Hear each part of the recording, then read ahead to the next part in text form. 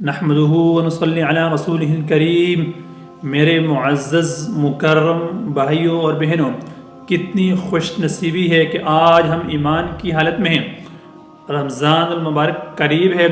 اللہ تعالیٰ اس رمضان کی رحمتوں کو سمیٹنے کی توفیق عطا فرمائے۔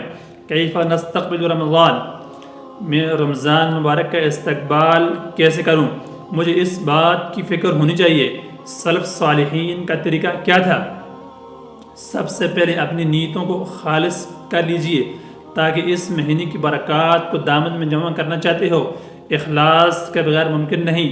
حذیفہ نے کہا تھا، یا موسیٰ ثلاث خصال ان کننا فیک، اگر تین باتیں تجھے نصیب ہو جائیں، لم ينزل من السماء خیر الا ما کان لک فیہ نصیب، لم ينزل من السماء خیر الا کان لک فیہ نصیب، اگر آسمان سے جتنی بھی خیر و برکت نازل ہوگی تجھے ضرور حصہ ملے گا، لیکن کب؟ جب تین کام کر لو۔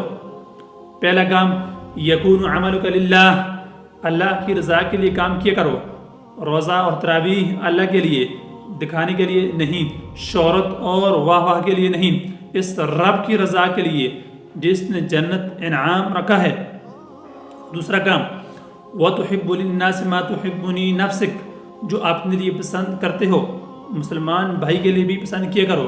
آسمان سے جو بھی برکت اترے گی تو یہ ایسا ضرور ملے گا۔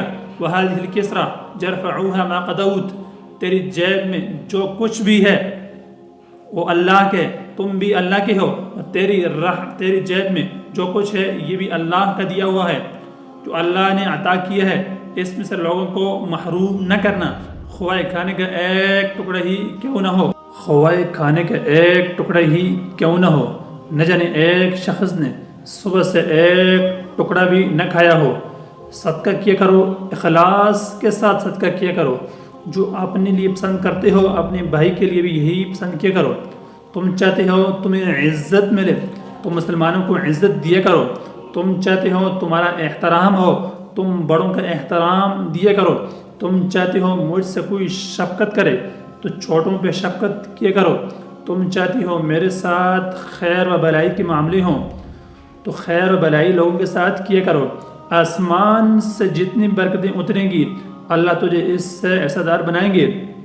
دوسرا کام جو تمہیں کرنا ہے، رسول اللہ صلی اللہ علیہ وآلہ وسلم کے صحابہ اکرام اس قدر خوبصورت زندگیاں گزارتے تھے۔ عبداللہ ابن مسعود رضی اللہ تعالیٰ عنہ جب ان سے سوال کیا گیا، کیف کنتم تستقبلون رمضان، آپ رمضان کا استقبال کیسے کرتے تھے؟ قال ما كان احدنا يجري على استقبال الهلال وفي قلبه ذرة حقد على اخيه المسلم، ہم سے کوئی ایسا شخص نہیں تھا، ہم میں سے ایسا کوئی شخص نہیں تھا جو رمضان کا چاند نظر آنے سے پہلے اس کے دل میں ذرہ برابر بھی کسی مسلمان کے لیے کینہ ہو، بغض ہو، حسد ہو۔ اپنے دل کو صاف کر لیجئے، دل صاف نہ ہوا تو یہ رمضان کی برکتیں تمہیں نصیب نہ ہوں گی۔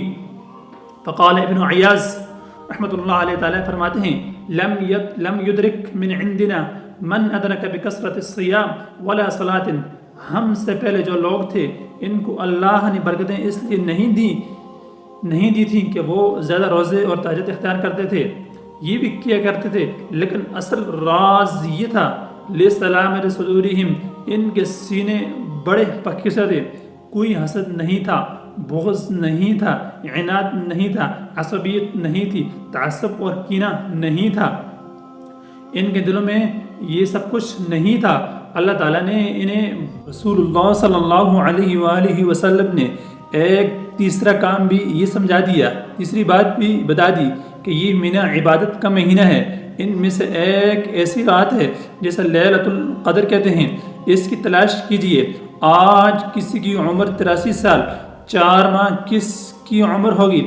ایک رات ہے جو گنتی کے 5-6 گھنٹے ہوں گے، جو عبادت میں گزارتا ہے اللہ ذوالجلال اتنے سالوں سے جو بھی عبادت میں مشغول ہو، جتنا اجر اس کو ملے گا اللہ اس سے زیادہ اس انسان کو اجر دیتے ہیں جو لیلۃ القدر کی تلاش کرتا ہے۔ نمبر 4، یہ دعاؤں کا موسم آ رہا ہے۔ صبح دعائیں، ظہر، عصر، شام کو دعائیں۔ ہر وقت دعا کرتے رہیں۔ یہ مت سمجھیے کہ افطاری کے وقت ہی دعا قبول ہوتی ہے، بلکہ حدیث پاک کے الفاظ ہیں۔ فرمایا ثلاث دعوات یستجاب لہون لا شک فیہن، 3 ایسے خوش نصیب ہیں جو دعائیں کرتے ہیں اللہ ان کی دعاؤں کو رد نہیں کرتے۔ دعوت الصائم، روزہ دار کی دعا۔ تم جب سحری کرتے ہو، اذان شروع ہو جاتی ہے، روزہ شروع ہو گیا، اس وقت سے لے کر جب تک کہ افطار نہیں کرتے ہو، جو بھی دعا کرو گے تمہارا رب تمہیں محروم نہیں کرے گا۔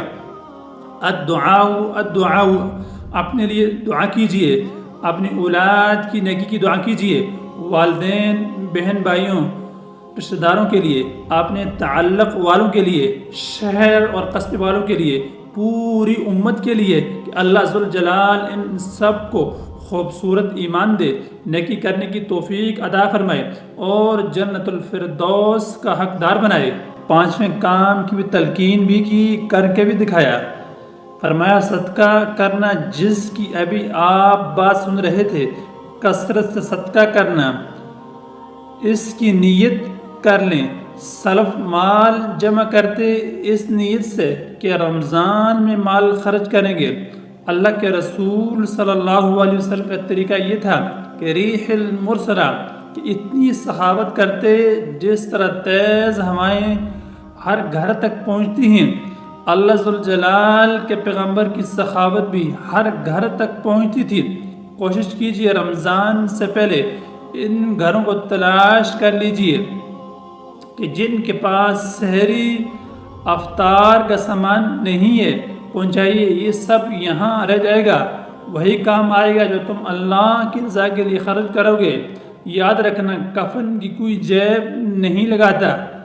ہم 2 ارب کے مالک ہو، تم 2 ارب کے مالک ہو تو 2 باتیں یاد رکھنا۔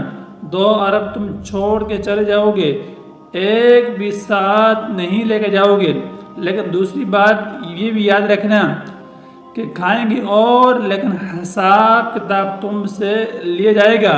اس لیے حرام نہ کمانا، حرام سے بچو، جو حلال اللہ نے دیا ہے اس کا ذخیرہ نہ کرتے رہنا۔ انفق ما فی الجیب یأتیک ما فی الخیر، انفق ما فی الجیب یأتیک ما فی الخیر، جو تمہارے جیب میں ہے وہ تم اللہ کی رضا کے لیے خرچ کرو، اللہ ان خزانوں کے منہ تمہارے لیے کھول دیں گے جو غیب کے خزانے ہیں۔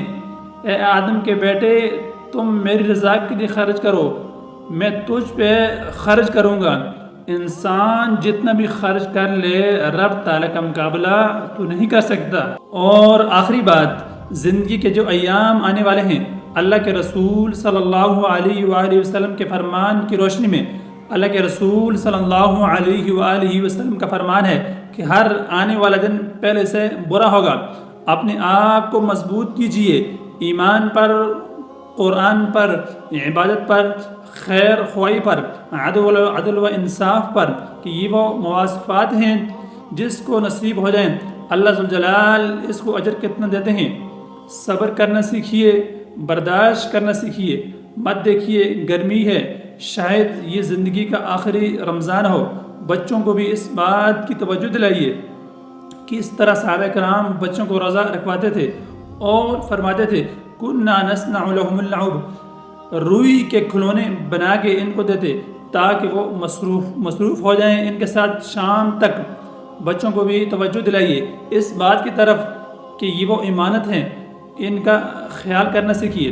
نبی اکرم صلی اللہ علیہ وآلہ وسلم نے فرمایا ان من ورائکم زمان صبری، ایک وقت آنے والا ہے کہ جہاں تمہیں صبر کرنا پڑے گا، فتنے اتنے ہوں گے، تانے، دکھ، مشکلات، مصائب، بیماریاں اور بلائیں کس طرح مشکلات ہوں گی، لیکن دین کو کبھی نہ چھوڑنا۔ موت آئے تو دین پر۔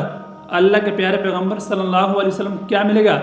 فرمایا للمتمسکی فیہ اجر 50 شہیدہ، اگر تمہیں ایسے معاشرے میں جہاں فتنے ہوں گے، جہاں مصائب ہوں گے، دین پر ڈٹ جاؤ گے، میں نماز نہیں چھوڑوں گا، توحید پر آنچ نہیں آنے دوں گا، میں اللہ کے رسول صلی اللہ علیہ وسلم پر آنچ نہیں آنے دوں گا، تو میں اس کو مضبوطی کے ساتھ تھام لوں گا تو 50 شہیدوں کے برابر اجر دیا جائے گا۔ یا رسول اللہ صلی اللہ علیہ وسلم منا او منہم، ہم میں سے 50 یا اس دور میں سے 50 لوگ۔ آپ نے فرمایا اجر 50 شہیدا منکم، میرے صحابہ ہم میں سے اگر 50 شہید ہو جائیں، جتنا ان 50 کو اجر ملے گا، اس فتنے کے دور میں دین پر ڈٹ جانے والے اس کو بھی اس کے برابر اجر ملے گا۔ بلکہ یمن سے ایک عورت آئی، کہتی ہے بیمار ہوں، بیماری میں صبر نہیں آ رہا۔ آپ نے فرمایا اصبری فلا حساب علیک، اللہ کی بندی ایک کام تم کر لو لیکن خوشخبری میں سنا دیتا ہوں، صبر تم کرو میں خوشخبری سنا دیتا ہوں، اللہ ذوالجلال مجھے بغیر حساب جنت میں داخل فرما دے، اللہ ذوالجلال ہم سب کو بغیر حساب کی جنت میں داخل فرما دے اور اس کا مستحق بنا دے۔ تو ناظرین، ویڈیو اچھی لگے تو لائک اور شیئر لازمی کیا کریں اور چینل کو سبسکرائب لازمی کیا کریں۔